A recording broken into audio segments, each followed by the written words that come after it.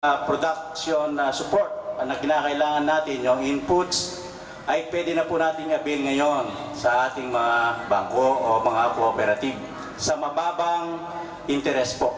So yun po ang isang pinagtuunan ng ating mahal na kalihim Arthur Siak.